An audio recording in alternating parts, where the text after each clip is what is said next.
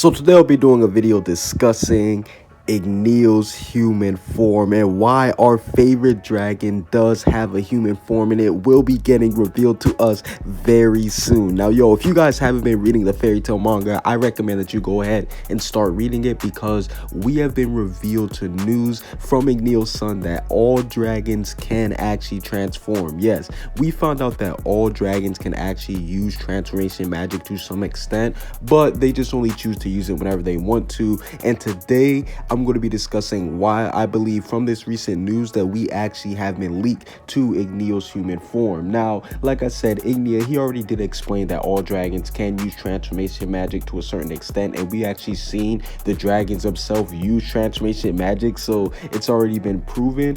But the first time that we've actually seen this type of transformation go down was with Acne Loki. Yes, our favorite villain, Acne Loki. He was actually the first person to go from dragon to human, or should I say from human to dragon, because we found out that Acne Loki, he was actually a human. Yes, he was a born human, but due to him obviously becoming a dragon slayer, and then once he became a dragon slayer, he ended up killing off his own dragon, so his dragon couldn't make the antibodies for him. The antibodies, obviously, we know that's what prevents the dragon slayers from turning into the dragons. Once they create the antibodies, they go inside the dragon slayers to prevent them from becoming a dragon. But obviously, since Acne Loki had killed off his own dragon, there was nobody there to save him, so we saw that Acne Loki, that's what really made him turn into a dragon. And we know that once Acne Loki did obtain his dragon form, he was not like any other dragon slayer. Yes, because any fairy tale fan knows that the ongoing meme is that none of the dragon slayers can kill dragons. But we seen Acne Loki from the beginning, right when he turned into a human and went into his dragon transformation, he was able to kill off dragons with ease. So this just goes to show you that some people, depending on how strong they are, their type of transformation can have a huge impact on their strength. And I definitely do think that Acne Loki is one of those people, because we've seen the difference in power between him in human form and him in dragon form. Like, we know whenever he fights dragons, he usually does go into his dragon form. For example, we've seen in the fairy tale Dragon Cry movie, when he first killed off those 3 dragons, he went into dragon mode, and we've seen when he fought up against Igneel, he went straight into dragon mode. So it's safe to assume that whenever Acne Loki is going to go for a heavy duty job, or whenever he knows that he's about to fight another dragon, he's going to go into dragon form. But we've seen that in his human form, he is no pushover either. Like, we saw he was able to one-shot God Sarita. Yes, God Sarita, one of the strongest wizard saints, was basically defeated in one shot by him in his human form. And obviously, we know what he did to the dragon slayers at the end of the series. So Acne Loki, it has been shown that the transformation from dragon to human has boosted his strength immensely. So it's safe to say that anybody who does go under this transformation from dragon to human, or from human to dragon, your strength will be increased massively, especially if you are the human transforming into a dragon. And we know that Acne Loki's dragon side is probably a lot more stronger than his human side. And the second person we've seen that actually turned in from human to dragon is Irene. Yes, Irene, we know that she is known as the queen of dragons, and she is actually known as the creator of dragon slayer magic. Yes, Irene Belerizion. Listen, I don't know how to pronounce names. You guys already know this. I'm bad with that, so correct me if I'm wrong. But no, in all seriousness, we see that Irene, aka Urza's mother, she was the first person to use dragon slayer magic, or at least the creator of dragon slayer magic. We know that she was basically the one who gave dragon slayer magic its name. She's the one that came up with the concept of using it in the Dragon King festival. So she's basically the most popular user of dragon slayer magic. That's what we can say. But no, in all seriousness, we know that she is the second person to turn from human into dragon. Yes, she is the second person we've seen do it, and we know that her transformation was triggered differently, because we saw that Acne Loki, his transformation was triggered due to the fact that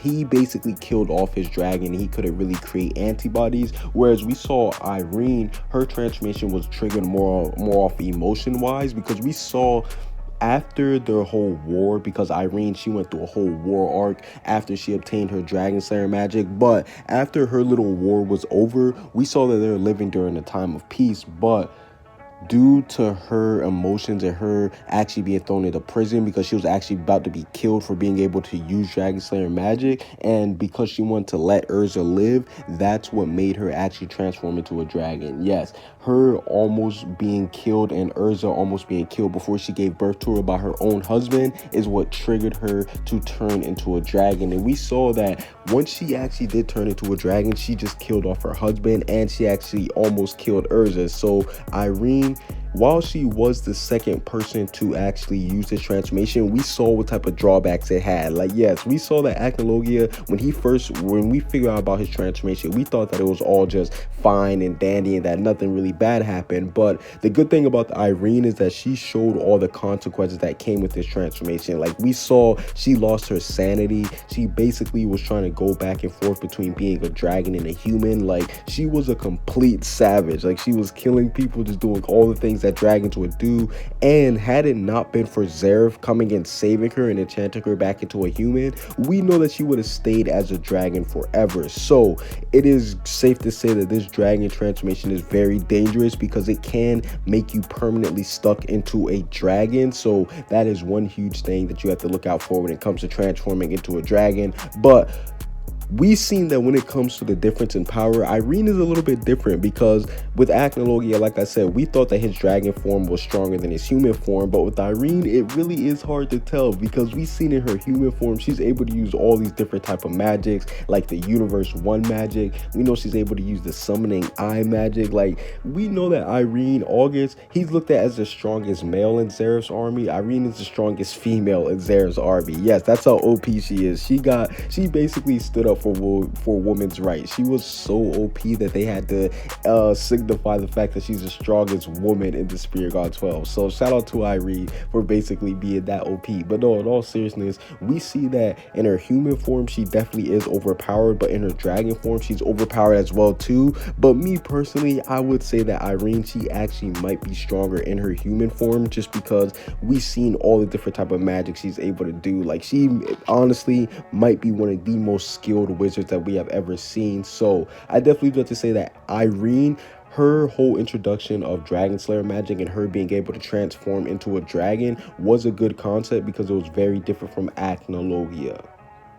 And the third person we've seen that actually was able to go through this transformation was Aleph Syria. Now, we know that Aleph Syria, he was introduced in the Fairy Tail 100-Year Quest manga, and we found out that he was the leader of the first guild. Yes, he's the leader of the first guild known as Magia Dragon, and basically, we know that he is the first ever self-taught Dragon Slayer. Yes, he is a self-taught Dragon Slayer. That's why he's called the Law Dragon, and we know that he basically ended up turning into a dragon due to the antibodies, and obviously that was going to happen because he didn't have his dragon to prevent him to actually, he didn't have a dragon to prevent creating antibodies since he was the first self-taught Dragon Slayer. But we know that he's also very capable of using transformation magic just like everybody else. So I definitely do have to say that Aleph Syria, he did show that he's kind of more on the Acne Loki side. It seems like that he was able to retain his sanity and everything while he was able to undergo the transformation. So I definitely do have to say that Aleph Syria, his introduction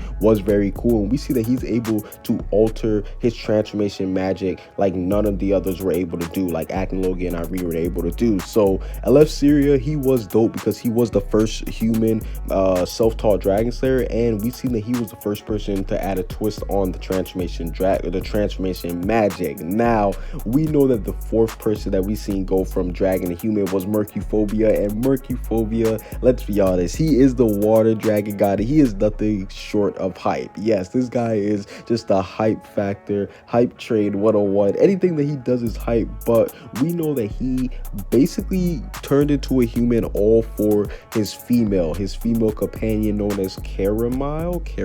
Correct me if I'm wrong. You guys know I'm bad with names, but no, in all seriousness, we know that the main reason why he basically turned into a human was so that he could coexist. And I like this concept because we see that this is going to be a very huge theme in Fairy Tail, whereas I don't want to say a dragon, because we know that Natsu isn't a full dragon, but somebody who's looked at as not so human, basically coexisting and transforming in order to live with somebody or live with a human. And we see that Mercuphobia, he's going to be a huge factor when it comes to this theme of the Natsu X Lucy thing, because hey, we know that him and Caramel, they're basically like an older version of Natsu and Lucy, so very good stuff there. But the last person who we seen that was actually able to do this transformation was Igneel. Yes, and we know that Igneel, he was the one that revealed to us that dragons can transform at ease. Yes, he's the one that told us that they can do it whatever they want. And the reason why I believe that he actually did tell Natsu this was because Igneel did have a dragon form. Yes, I do believe that he did tell us that, tell us this information, because Igneel did have a dragon form. And we see that Natsu, he actually was trying to disprove the theory. He was like, yo, Igneel is all dragon, he's not human at all. And we see that Igneel, he didn't agree with Natsu's theory at all. We saw that he cut him off and he was like, you don't know what you're talking about. So this just goes to show you that Igneel having a human form is very likely. And just like how I said that Igneel or that dragons, they would transform into humans in order to coexist, or yeah, they would basically transform into humans in order to coexist with humans.